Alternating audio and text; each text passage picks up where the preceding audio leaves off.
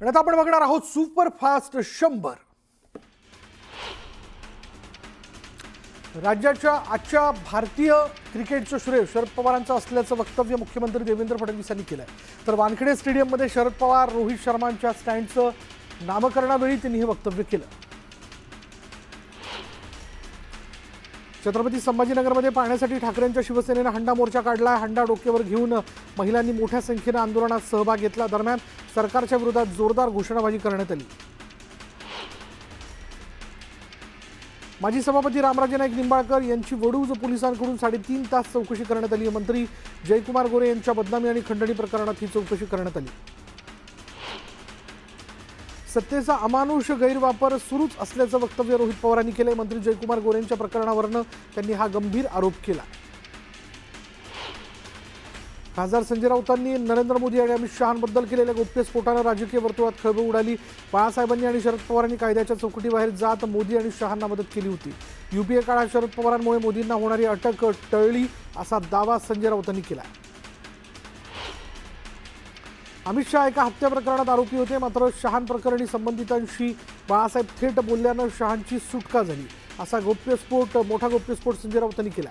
तर मदतीसंदर्भात शहांनी किती स्मरण ठेवलं म्हणत राऊतांनी सवालही उपस्थित केला. मी कथा कादंबऱ्या आणि बालवाङ्मय वाचणं सोडलंय. संजय राऊतांच्या नरकातील स्वर्ग पुस्तकावरनं फडणवीसांनी हा टोला लगावला. बाळासाहेबांची शिवसेना संपलेली नाही. अजून त्यांचे शिवसैनिक आम्ही जिवंत आहोत. ते महालोफर आहेत असं म्हणत गुलाबराव पाटलांनी संजय राऊतांवर टीका केली.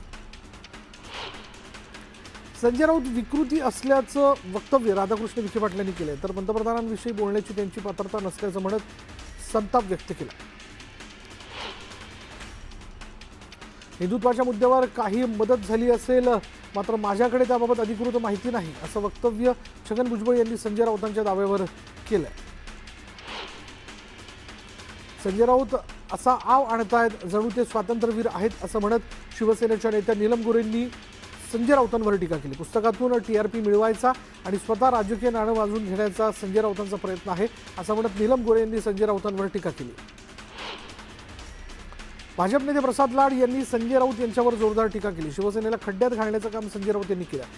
उद्धव ठाकरे आदित्य ठाकरे यांना सोनिया गांधींचे पाय धरायला लावले असून राऊत शरद पवारांचे भांडे घासत असल्याची टीका लाड यांनी केली.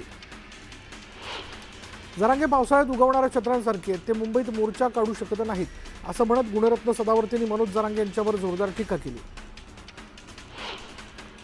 सातारा भाजपच्या जिल्हाध्यक्षपदी अतुल भोसले यांची नियुक्ती करण्यात आली. यावेळी शिरवळमध्ये भाजप कार्यकर्त्यांनी अतुल भोसले यांचं जोरदार स्वागत केलं. जळगाव शहरातील सर्व शासकीय कार्यालयांमध्ये सीसीटीव्ही बसवण्याची मागणी करण्यात आली आहे. जिल्हाधिकाऱ्यांना पत्र लिहून आमदार सुरेश भोळे यांनी ही मागणी केली. सातारा जिल्ह्यातील यशवंत बँकेत गैरव्यवहार झाल्याचा आरोप काही कर्जदार तसंच भाजप खासदार मेधा कुलकर्णी यांनी करत केंद्रीय गृहमंत्री अमित शहा यांच्याकडे चौकशीची मागणी केली आहे. मात्र बँकेत कोणताही गैरव्यवहार झाला नसून खासदारांनी चुकीचे आरोप केल्याचं चेअरमन महेश जाधव यांनी पत्रकार परिषदेत सांगितलं. भारतीय जनता पक्षाचे सातारा जिल्ह्याचे नवे जिल्हाध्यक्ष आमदार डॉक्टर अतुल भोसले यांचं सातारा जिल्ह्यात ठिकठिकाणी स्वागत झालं. जेसीबीतून पुष्पवृष्टी करत स्वागत करण्यात आलं. नांदेडमध्ये शहीद जवानांच्या कुटुंबियांची अशोक चव्हाणांनी भेट घेतली. काश्मीरमध्ये कर्तव्यावर असताना वाहन दरीत कोसळून सचिन वनजे यांना वीरमरण आलं होतं. ऑपरेशन सिंदूर हा केवळ ट्रेलर आहे त्यामुळे योग्य वेळ आल्यावर संपूर्ण सिनेमा दाखवणार असा थेट इशारा भुज एअरबेसवरनं राजनाथ सिंग यांनी पाकिस्तानला दिला. ऑपरेशन सिंदूरनं पाकड्यांना भरदिवसात तारे दाखवले तर पाकिस्तानला आर्थिक मदत करणं म्हणजे दहशतवाद आहे त्यामुळे पाकला आर्थिक मदत करणाऱ्यांनी पाकची परिस्थिती पाहावी असा थेट इशाराच राजनाथ सिंग यांनी IMFला दिला. संरक्षण मंत्री राजनाथ सिंग आज भुज दौऱ्यावरती आहेत. भुज एअरबेसला राजनाथ सिंग यांनी भेट दिली असून ऑपरेशन सिंदूरमध्ये धडाकेबाज कामगिरी करणाऱ्या हवाई दलाच्या जवानांशीही बातचीत केली. पुलवामातील त्राल आणि शोपियानमध्ये गेल्या 2 दिवसांपासून दहशतवादी आणि जवानांमध्ये चकमक सुरू आहे. यात 6 दहशतवाद्यांचा खात्मा करण्यात यश आलंय. चकमकीत शस्त्रास्त्र आणि दारुगोळाही जप्त केला अशी माहिती भारतीय सैन्य दलानं पत्रकार परिषदेत दिली. सिंधू जलकरार स्थगित केल्यानंतर भारतानं पुन्हा आक्रमक पवित्रा घेतलाय. भारत पुन्हा जलपाकड्यांची जलकोंडी करण्याच्या तयारीत आहेत. चिनाब नदीवरील सलाल आणि बगलिहार धरणातील गाळ दर महिन्याला काढणार असून त्याबाबत पाकिस्तानला कुठलीही पूर्वसूचना दिली जाणार नाही. त्यामुळे पाकमध्ये पूरस्थिती निर्माण होण्याची शक्यता आहे. पाकचा नापाक चेहरा उघड करण्यासाठी भारतानं आता मोठं पाऊल उचललंय. दहशतवादावर पाकिस्तानचा खरा चेहरा जगासमोर आणण्यासाठी सर्वपक्षीय खासदारांचं शिष्टमंडळ विविध देशांमध्ये पाठवलं जाणार आहे. एका शिष्टमंडळामध्ये 5 ते 6 खासदारांचा समावेश असेल. भारताच्या कारवाईनंतर हतबल झालेल्या पाकिस्ताननं पुन्हा एकदा काश्मीरचा जप सुरू केला. काश्मीर म्हणजे भारत, पाकिस्तान आणि चीनमधील मोठा विवाद असल्याचं सांगत पाकिस्तानी सेनेचे प्रवक्ते मेजर जनरल अहमद शरीफ चौधरी यांनी काश्मीर मुद्द्याला आंतरराष्ट्रीय रंग देण्याचा प्रयत्न केला. भारताविरोधात उलट्या बोंबा मारत त्यांनी भारतालाच पोकळ धमकी दिली. भारताचे परराष्ट्र मंत्री एस जयशंकर यांनी अफगाणिस्तानचे परराष्ट्र मंत्री मावलावी अमीर खान मुत्तकी यांच्यासोबत चर्चा केली. तालिबान्यांनी अफगाणचा ताबा घेतल्यानंतर प्रथमच भारत आणि अफगाणिस्तानमध्ये द्विपक्षीय चर्चा झाली. दिल्लीमध्ये मार्बल व्यापाऱ्यांनी तुर्कस्तान आणि पाकिस्तानच्या विरोधात जोरदार निदर्शनं केली. तुर्कस्तानने पाकिस्तानचं समर्थन केल्यानं व्यापारी आक्रमक झाले. तुर्कस्तानमधून आलेले मार्बल फोडत व्यापाऱ्यांनी निषेध नोंदवला. राजस्थानातील ज्वेलर्सनी तुर्कस्तानात बनवलेल्या दागिन्यांवर बहिष्कार टाकला. जयपूर, जोधपूर समवेत अनेक शहरांमधील प्रमुख ज्वेलर्सनी तुर्कस्तानातील दागिने न विकण्याचा निर्णय घेतला. जोपर्यंत तुर्कस्तान पाकिस्तानला साथ देणार तोपर्यंत हा बहिष्कार सुरूच राहील असं ज्वेलर्सनी स्पष्ट केलं.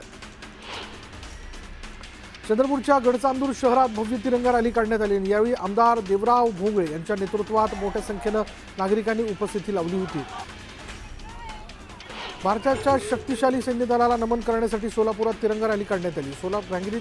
सोलापूरचे पालकमंत्री जयकुमार गोरे देखील उपस्थित होते. त्याचसह देवेंद्र कोठे, सचिन कल्याण शेट्टी यांच्यासह मोठ्या संख्येनं सोलापूरकर उपस्थित होते.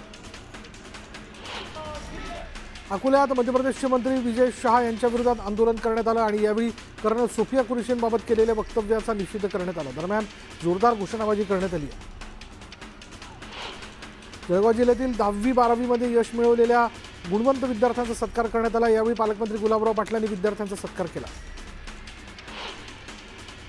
नाशिकमध्ये वसंत व्याख्यानमालेचं आयोजन करण्यात आलं. यावेळी छगन भुजबळ यांनीही उपस्थिती लावली. जळगावच्या रावेर ते मुक्ताईनगर मार्गाची दुरावस्था झाली आहे. यामुळे वाहनधारकांना नाहक त्रास सहन करावा लागतोय. दरम्यान तातडीनं रस्ता दुरुस्त करण्याची मागणी करण्यात आली.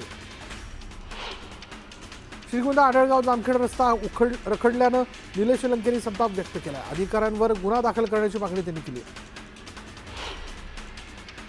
पंढरपूरच्या लक्ष्मी टाकळीतील ऐतिहासिक बुरुज संवर्धनाच्या कामाला सुरुवात करण्यात आली आहे. शिवसेना नेते महेश साठे यांच्या पुढाकाराने या कामाला सुरुवात झाली.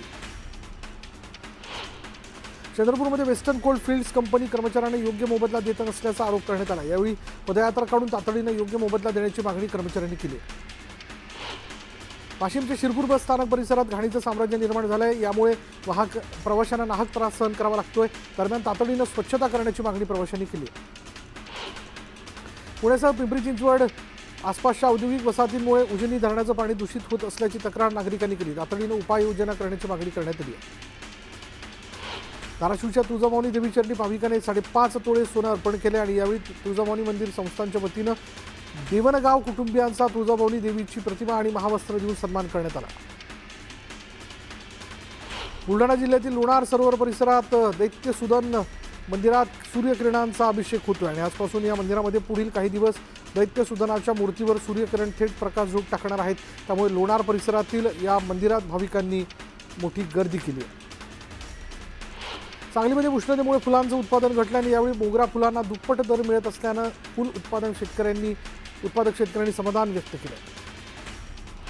परभणीमध्ये पावसाळ्याच्या तोंडावर जनावरांसाठी लागणारा हिरवा आणि कोरडा चाऱ्याचे दर वाढलेत आणि यामुळे पशुपालकांना आर्थिक फटका बसला. सांगलीमध्ये अलमट्टी धरण उंचीवाढीविरोधात रविवारी चक्काजाम आंदोलन करण्यात येणार आहे. रत्नागिरी नागपूर महामार्गावर कृष्णा नदीवरील पुलावर हे आंदोलन करण्यात येते. भारतीय क्रिकेट संघाचा खेळाडू सूर्यकुमार यादव यांनी आज सपत्नीक शिर्डी साई दर्शनाला हजेरी लावली. सूर्यकुमार यादव आणि त्यांच्या परिवाराचं साईबाबांचे निस्सीम भक्त असून वर्षभरात एकदा तरी ते शिर्डीत साई दर्शनाला येत असतात. चंद्रपूरच्या सिंदेवाही वनक्षेत्रातील डोंगरगाव नियत क्षेत्राच्या मध्ये एका वाघिणीच्या नर बछड्याला जेरबंद करण्यात आलं. काही दिवसांपूर्वी वाघाच्या हल्ल्यात बछड्यांचा मृत्यू झाल्यानं खबरदारी घेण्यात आली आहे. पुण्यातील एक प्रकार समोर आला. रविवार पेठेतील एका इमारतीत चक्क गाय दुसऱ्या मजल्यावर गेली, मात्र उतरायचं कसं हेच समजत नसल्यानं बिचारी तिथे अडकून राहिली। ही घटना नागरिकांच्या लक्षात येताच अग्निशमन दलाकडून रेस्क्यू ऑपरेशन करण्यात आलं। ताडोबा व्याघ्र प्रकल्पात वाघांचा लव्ह ट्रायंगल बघायला मिळाला आहे। नयनतारा वाघिणीवरील हक्कासाठी वाघांमध्ये भीषण झुंज झाली। या संघर्षात छोट्या मटक्यानं ब्रह्मा नावाच्या वाघाचा खेळ खल्लास केला। रामदेगी हा परिसर छोटा मटका नावाच्या वाघाचा होता, मात्र ब्रह्मा नावाचा वाघ नयनतारा वाघिणीसाठी या भागात सतत येत असल्यानं दोघांमध्ये तीव्र संघर्ष झाला। यात ब्रह्माचा मृत्यू झाला तर छोटा मटकाही गंभीर जखमी झाला। शिरूर तालुक्यातील बुरुंजवाडीमध्ये ऊसतोड सुरू असताना बिबट्याचे 3 बछडे आढळून आले आणि या बिबट्याच्या बछड्यांना वनविभाग आणि प्राणीमित्रांच्या मदतीनं पुन्हा त्यांच्या आईकडे सोपवण्यात आले। यावेळी त्यांच्या पुनर्मिलनाचा क्षण ट्रॅप कॅमेऱ्यात कैद झाला। जळगावच्या अमळनेरमध्ये अवकाळी पावसाने जोरदार हजेरी लावली। यामुळे सखाराम महाराज यात्रा उत्सवात गोंधळ उडालाय। दरम्यान शेतपिकांचं नुकसान झाल्यानं शेतकरी चिंतेत सापडला। बुलढाणा जिल्ह्यात पुन्हा एकदा पावसाने जोरदार हजेरी लावली आहे आणि पावसामुळे शेतकऱ्यांच्या शेतात उभ्या पिकाचं मोठं नुकसान झालेलं आहे। त्यामुळे शेतकरी वर्गात मोठं चिंतेचं वातावरण निर्माण झालं।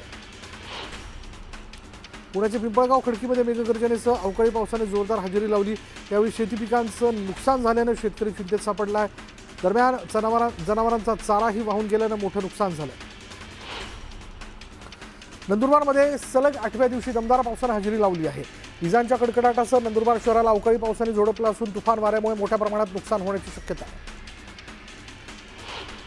सलग 3ऱ्या दिवशी अकोल्यात अवकाळी पावसाने जोरदार हजेरी लावली। हवामान विभागाकडून जिल्ह्याला पावसाचा अलर्ट देण्यात आला होता। अकोल्यातील बाबुळगाव, पळसोद, दहिगाव, गावंडे भागात धुवाधार पावसाने बॅटिंग केली। जालन्यातील जाफराबाद तालुक्यात अवकाळी पावसाने जोरदार हजेरी लावली। 1.25 ते 1.5 तास झालेल्या पावसामुळे नदी, ओढे आणि नाल्यांना देखील पाणी आलंय। या पावसामुळे शेतकरी चांगला सुखावला। वाशिमच्या मालेगावमध्ये अवकाळी पावसाने जोरदार हजेरी लावली। अवकाळी पावसामुळे भुईमूग, हळद आणि मूग पिकांचं मोठं नुकसान झालं। यामुळे शेतकरी संकटात सापडला। जळगाव जिल्ह्यात अवकाळी पावसाने वादळी वाऱ्यांसह जोरदार हजेरी लावली। जळगाव, धरणगाव, अंबळनेर, एरंडोल, चोपडा आदी तालुक्यांमध्ये पावसाचा जोर अधिक असून या अनेक ठिकाणी शेतकऱ्यांचं मोठं नुकसान झालं। नागपूर शहरात व्यावसायिक अक्षय लिंबना यांच्या कार्यालयातून चेक चोरी करून ते बँकेत वटवण्याचा प्रयत्न उधळण्यात आलेला आहे। या प्रकरणी सत्तार अन्सारी, पंकज रहाणगडाले या दोघांना पोलिसांनी अटक केली आणि या आरोपींवर विविध गंभीर कलमांखाली गुन्हा दाखल करण्यात आला असून पुढील तपास पोलीस करत आहेत। बीडच्या केज शहरामध्ये भरधाव वेगातील कंटेनर चालकाने तब्बल 8 ते 10 गाड्यांना धडक दिली आणि अपघातामध्ये एक महिला ठार झाली असून 15 जण जखमी झालेत। याबरोबरच अपघातग्रस्त वाहनांचं देखील मोठ्या प्रमाणात नुकसान झालं। बार्शीत एका तरुणाला चौघांनी लाथाबुक्क्यांनी मारहाण केली। याविरोधात पांगरी पोलीस ठाण्यात गुन्हा दाखल करण्यात आला आहे। 2 वर्षांपूर्वी झालेल्या भांडणाचा राग डोक्यात धरून मारहाण करण्यात आली। पोलीस असल्याची बतावणी करून वृद्ध नागरिकांना फसवणारा तोता शिर्डी पोलिसांनी गजाआड केलाय। या भामट्यावर विविध पोलीस ठाण्यामध्ये 20हून अधिक गुन्हे दाखल असल्याचं समोर आलं असून त्याच्याकडे अनेक खोटी ओळखपत्र देखील मिळून आली आहेत। बुलढाण्याच्या खामगावमध्ये रेल्वे रुळावर 19 वर्षीय तरुणाचा मृतदेह आढळला। नातेवाईकांनी आत्महत्या नसून हत्या असल्याचा संशय व्यक्त केला। दरम्यान पोलिसांकडून अधिकचा तपास सुरू आहे। जळगाव जिल्हाधिकारी कार्यालय परिसरात एका व्यक्तीनं आत्मदहनाचा प्रयत्न केलेला आहे। पोलिसांनी वेळीच हस्तक्षेप केल्यानं मोठा अनर्थ टळला। आसोदा यावल रस्त्याचं काम निकृष्ट दर्जाचं होत असल्याचा आरोप करत आत्मदहनाचं पाऊल उचलण्यात आलं। परभणीच्या जिंतूर महामार्गावर दुचाकी आणि ऑटोचा भीषण अपघात झाला। यात एकाचा जागीच मृत्यू झालाय तर 5 जण गंभीर जखमी झालेत। जखमींवर रुग्णालयात उपचार सुरू आहेत। जालन्यात 25,000ची लाच स्वीकारताना पोलीस उपनिरीक्षकासह एका पोलिसाला रंगेहात अटक करण्यात आली। मटक्याचा धंदा सुरळीत चालू ठेवण्याकरता लाच स्वीकारताना ही कारवाई करण्यात आली आहे। नागपूरमध्ये पोलिसांनी 2 ठिकाणी सुरू असलेला सेक्स रॅकेटचा पर्दाफाश केला। या प्रकरणात पोलिसांनी 2 जणांना अटक केली आहे तर 2 पीडित महिलांची सुटका करण्यात आली। सांगलीच्या शिंदेमळा कुर्णे गल्लीत किरकोळ वादातून पतीने पत्नीची हत्या केली। आरोपी पतीला पोलिसांनी ताब्यात घेतलं।